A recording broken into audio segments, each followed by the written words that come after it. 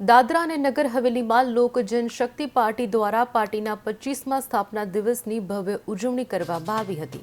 પક્ષ પ્રમુખ રાજન સોલંકીની વિશેષ ઉપસ્થિતિમાં સંગઠનાત્મક ચર્ચા દરમિયાન પક્ષના પદાધિકારીઓ અને કાર્યકરો સાથે પક્ષના વિસ્તરણ અને વિસ્તૃત ચર્ચા કરવામાં આવી હતી।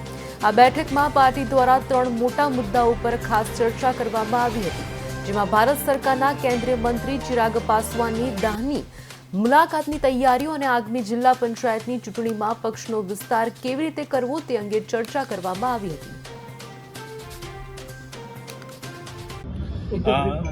સૌથી પહેલા તો તમારા તમામ મીડિયા કર્મીઓનો આવવા બદલ આભાર। આજની જે પ્રેસ કોન્ફરન્સ અને જે મીટિંગ છે એમાં સૌથી પહેલા તો આજે 25મા પાર્ટીનો જે લોક જનશક્તિ પાર્ટી રામવિલાસનો જે 25મો સ્થાપના દિવસ છે એનું એક સેલિબ્રેશન કરવામાં આવ્યું અને સાથે સાથે પ્રદેશ કાર્યકારિણી પણ આયોજિત કરવામાં આવી હતી। પ્રદેશ કાર્યકારિણીની અંદર મારા વાઇસ પ્રેસિડેન્ટ મિલન ગોરાજી દ્વારા 3 પ્રસ્તાવ પારિત મૂકવામાં આવ્યા અને જેને સર્વસંમતિથી પારિત કરવામાં આવ્યા।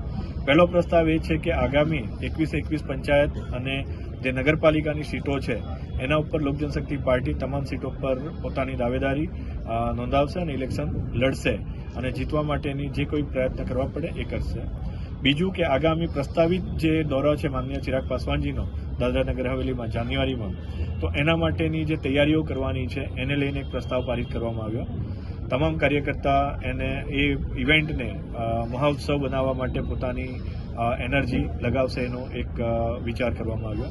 અને ત્રીજું, પાર્ટીનું સંગઠન હાલમાં લગભગ અમારી 9 પંચાયતો સુધી સીમિત છે, એ પંચાયતોથી આગળ નીકળી તમામ 21 પંચાયતોમાં પોતાનું સંગઠન વિસ્તાર કરીએ એના માટેની ચર્ચા વિચારણા કરવામાં આવી।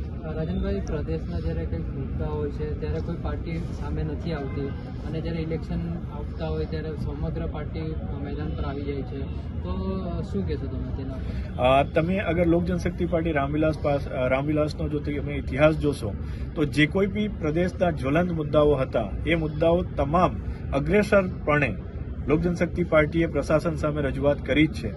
પણ જે મુદ્દાઓ કોંગ્રેસ જેવી પાર્ટીઓ દ્વારા અહીંયા પ્રદેશમાં ઉચકવામાં આવે, જેને હું ખારિજ કરીશ કે જે મુદ્દાઓ છે જ નહીં, જેમ કે વિકાસના મુદ્દાઓ છે અને જે ભડકાઉ વાતો કરવામાં આવે છે એ વાતોને હું ગણતો નથી, એટલે એવા મુદ્દાઓ પર કદાચ લોક જનશક્તિ પાર્ટી પોતાનું રજૂઆત નથી કરતી અને ઇલેક્શનને લઈને ઇલેક્શનના સમયે જે પાર્ટી પોતાની તમે જે કીધું એ પ્રમાણે આગળ આવે છે, તો એના માટે તમામ વસ્તુ એ છે કે ઇલેક્શન દરમિયાન પાર્ટીઓ પોતાની એક્ટિવિટી દેખાડવા માટે અને લોકોની સામે આવવા માટે પોતાનો પ્રયત્ન કરે છે।